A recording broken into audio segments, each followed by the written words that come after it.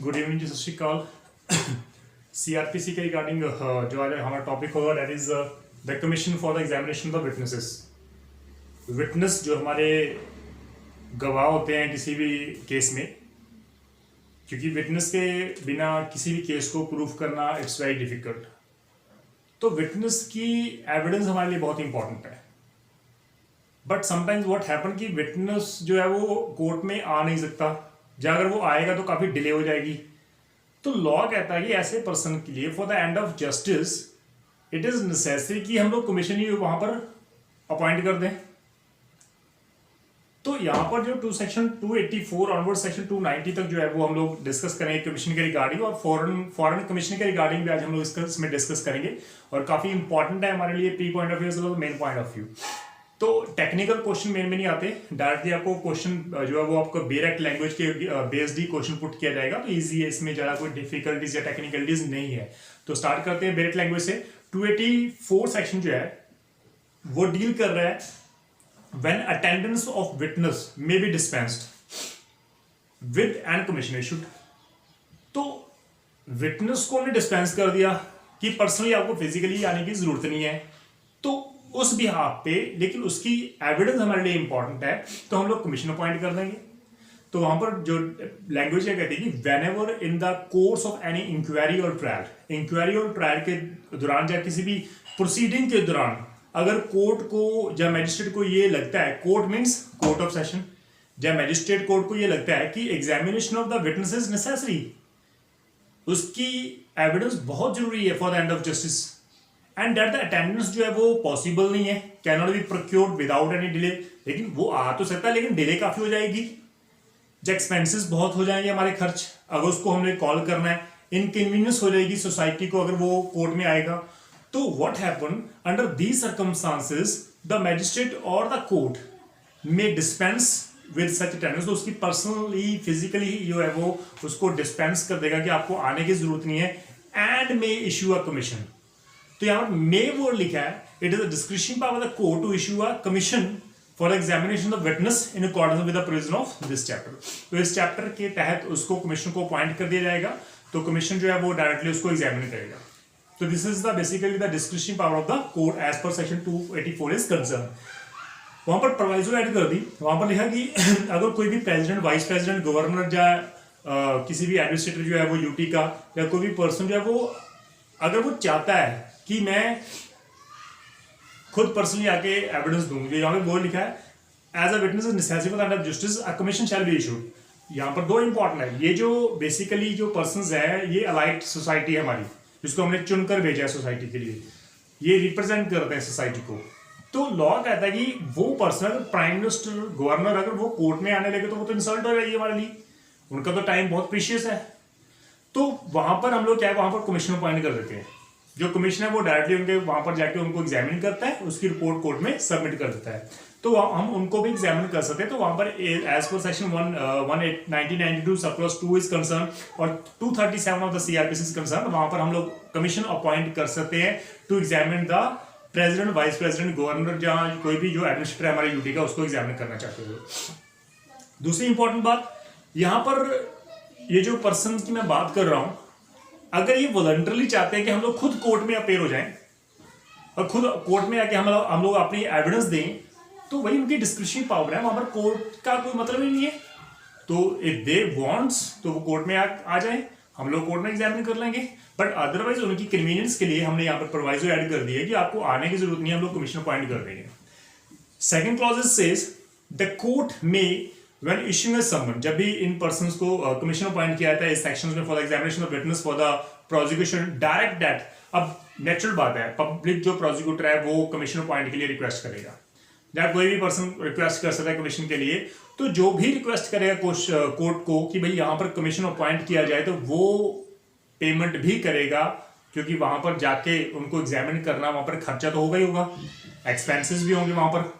तो नेचुरल बात है, you have to pay the expenses from your pocket if you want कि commission यहां पर अपॉइंट किया जाए। तो we have a further section 285, it deals with the commission to whom to be issued, किसको इशूड किया जाएगा। लाइक सपोज मैंने अगर कमीशन अपॉइंट करना है तो किसको इशू करूंगा, नेचुरल बात है वहां पर किसी कोर्ट में, जो कोर्ट को मैं डायरेक्शन दूंगा। तो यहां पर लिखा कि if the witness is within the territory to which the code extend, अगर वो विटनेस उस बाउंड्री में रहता है, उस टेरिटरी में रहता है जहां पर सीपीसी अप्लाई होती है, the commission shall be directed to the CMM, mean the chief metropolitan magistrate if he lives in the metropolitan city. If it is otherwise the metropolitan city, तो हम लोग CGM की बात कर रहे हैं, चीफ जुडिशियल मैजिस्ट्रेट की बात कर रहे हैं. As the case may be within the local jurisdiction the witness is to be found.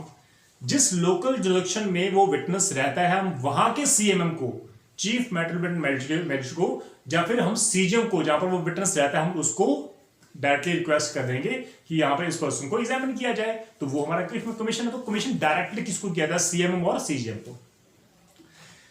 Second clause says if the witness is in India, अगर वो विटनेस इंडिया में है बट इन द स्टेट और area to which that code does not extend, लेकिन ऐसी जगह पर रहता है जहां पर CPC अप्लाई नहीं होती, तो the commission shall be directed to the court to such court और officer as the central government में नोटिफिकेशन स्पीडी स्पेसिफाइड दिस. तो हम उस व्यक्ति को, उस ऑफिसर को जो सेंट्रल गवर्नमेंट ने अपॉइंट किया है, जब उस कोर्ट को जो सेंट्रल गवर्नमेंट ने जो है नोटिफाई कर रखा है कि इस कोर्ट को आप कमीशन भेज सकते हो, तो उस पर्टिकुलर कोर्ट को हम लोग कमीशन सेंड करेंगे. अगर वो हमारी टेरिटरी में, उस टेरिटरी में रहता है जहां पर CPC अप्लाई नहीं होती, although he lives in India but in that territory in which the CPC does not apply, तो उस जगह पर हम लोग उस ऑफिसर को जो सेंट्रल गवर्नमेंट ने नॉमिनेट किया है, अपॉइंट किया है, या उस कोर्ट को जो सेंट्रल गवर्नमेंट ने नोटिफाई कर रखा है कि इस कोर्ट को आप कमीशन भेज सकते हो, तो आप भेज दो. थर्ड क्लॉज सेज अगर विटनेस आउट ऑफ इंडिया है और अरेंजमेंट जो है हमारी सेंट्रल गवर्नमेंट ने उस गवर्नमेंट के साथ कर रखी है, उस कंट्री के साथ हमने अरेंजमेंट कर रखी है कि तभी आप भी हमारे इंडिया में कमीशन जो है वो अपॉइंट कर सकते हो, हम आपके पर्सन को एग्जामिन करके आपकी रिपोर्ट सेंड कर देंगे. अगर हमको जरूरत है कि आपके कंट्री में किसी पर्सन को एग्जामिन करना है, तो हम लोग भी आपको डायरेक्शन दे सकते हैं. तो ये हमारे अरेंजमेंट्स हो चुके हैं हमारी कंट्री के साथ. उस जगह पर जो बेसिकली हम लोग कमीशन जो है shall be issued in such form and directed to such court और officer and send to such authority for transmission as the government may by notification prescribed in this behalf. तो natural बात है, हमारे जो ambassadors जो हैं वो हमने अपॉइंट करके रखे हुए हैं, तो कॉन्सल्स हमारे जो है हमने अपॉइंट किए हैं जो हमारी दूसरी कंट्री के साथ डील करते हैं, तो हम लोग उन पर्सन्स को भी हम लोग कमीशन जो है इशू कर सकते हैं कि आप इन पर्सन को एग्जामिन करके रिपोर्ट हमें काइंडली सेंड करो. तो ये आउट ऑफ कंट्री जो हमारा कमीशन जो है वो उसकी बात कर रहे हैं. Then section 286 it deals with examination और एग्जीक्यूशन ऑफ कमीशन. हमने कमीशन तो अपॉइंट कर दिया, अब उसकी एग्जीक्यूशन कैसे करेंगे? नेचुरल बात है, जिस CMM को, चीफ मेट्रोपोलिटन मैजिस्ट्रेट को, या CGM को, चीफ जुडिशियल मैजिस्ट्रेट को हमने कमीशन इशू किया है, तो वो उस विटनेस को कॉल करेगा, उसको एग्जामिन करके प्रॉपर वहां पर लिखा है shall summon the witness that particular court. CMM और CGM shall summon that particular witness before him और प्रोसीड इनटू द प्लेज. अगर वो नहीं आता तो उसकी घर पे जाके हम लोग उसको एग्जामिन कर लेंगे. And may for this purpose exercise the same power as the trial court has in warrant cases. तो warrant cases की पावर जो ट्रायल कोर्ट के पास है, वो सेम पावर कमीशन के पास भी हमारी सेम होती है. 287 पार्टीज में एग्जामिन विटनेसेस. तो पार्टीज हैं वो भी विटनेस को एग्जामिन कर सकते हैं. अगर कमीशन आपने अपॉइंट करना है तो नेचुरल बात है, जो पार्टीज है वो एक इंटेरोगेटरीज बनाते हैं, क्वेश्चन फॉर्म में वो क्वेश्चन बनाते हैं कि सर अगर इसको आपने एग्जामिन करना है तो ये क्वेश्चन काइंडली से पूछ लेना और इसके आंसर लिख देना. तो काइंडली यहाँ पर वर्ड लिखा है कि बेसिकली जो पार्टीज जो है वो फॉरवर्ड कर सकते हैं any interrogatories in writing. Written में आपको क्वेश्चन प्रिपेयर करके देने होते हैं कोर्ट में, and may think relevant to the issue. अगर आपको लगता है कोर्ट को कि ये रिलेवेंट है, इंपॉर्टेंट क्वेश्चन है, तो वो lawful shall be lawful for the magistrate. जो कोर्ट है वो कमीशन को दे देगा, इसको डायरेक्शन दे देगा कि इनको काइंडली ये क्वेश्चन पुट किए जाए विटनेसेस को और उनके आंसर लिखे जाए. तो वो एग्जामिन करके प्रॉपर रिपोर्ट कोर्ट में सबमिट कर देगा. सेकंड क्लॉज सेज दैट कोई भी सच party and such party may appear before such magistrate. CMM और CGM जब भी विटनेसेस को कॉल करेगा तो कोई भी पार्टी वहां पर जाके उनको क्रॉस कर सकती है, एग्जामिन कर सकती है, री एग्जामिन कर सकती है. They have a right. अगर बठिंडा में कोर्ट ने कमीशन अपॉइंट किया है, वो विटनेस जो है वो केरला में रहता है, तो भाई यहाँ पर जो पार्टी है अगर वो वेल साउंड है, काफी फाइनेंशियली साउंड है, तो वो बाय एयर जा सकती है केरला, वहां पर जाकर उनको एग्जामिन कर सकती हैं कोर्ट के सामने. तो that doesn't matter. We have a section 288 return of commission. हमने विटनेस को कॉल कर लिया, एग्जामिन कर लिया, पार्टी से वहां पर क्रॉस कर लिया, रिपोर्ट हमने प्रिपेयर कर ली, अब वहां पे हमने रिटर्न करनी है वापस उस कोर्ट में. तो आफ्टर एनी कमीशन इशूड, यहां पर वर्ड लिखा है it shall be returned, it is mandatory, ये नहीं कि आपको रिटर्न नहीं करनी, it shall be returned together with the deposition of the witness examined. Witness को जो आपने एग्जामिन किया उसकी प्रॉपर एग्जामिनेशन, क्रॉस एग्जामिनेशन, पूरी रिपोर्ट आपको उस कोर्ट में सबमिट करनी होगी जिस कोर्ट ने कमीशन अपॉइंट किया है। Second clause says any deposition सो टेकन, जो भी आपने उस विटनेस से पूछा है, चीफ में एग्जामिनेशन किया है, क्रॉस में किया है उसको एग्जामिनेशन, वो हमारे लिए एक एविडेंस है। तो यहां पर वो लिखा है any deposition so taken if it is satisfy the condition of section 33 of the evidence act. क्योंकि हमने सेक्शन 33 क्या कह रहा है कि किसी पर्सन को हमने एग्जामिन कर लिया और इन फ्यूचर अगर वो उसकी डेथ हो गई या वहां पर हमें वो वापस कोर्ट में नहीं आ सकता, तो जो पहले उसकी एग्जामिनेशन है वो हम लोग उसको रीड आउट कर लेंगे। तो 33 section of the evidence act वो हमें ये राइट दे रहा है। Then we have section 289 that is adjournment of proceedings. Adjournment of proceedings in important word. देखो जब भी हम लोग कमीशन अपॉइंट करते हैं तो फॉर द टाइम सपोज किसी केस में कोर्ट ने कमीशन अपॉइंट कर दिया, अब उस केस की प्रोसीडिंग हम लोग क्या करेंगे करके, तो जब भी हम लोग कमीशन अपॉइंट करते हैं तो जो पिछले की जो प्रोसीडिंग होती है केस की वो हम लोग स्टे लगाते हैं उस पर कि अभी जब तक कमीशन की रिपोर्ट नहीं आती तब तक इस ट्रायल को स्टे किया जाता है फॉर द टाइम। तो यहाँ पर वर्ड लिखा है एडजर्नमेंट कर देना।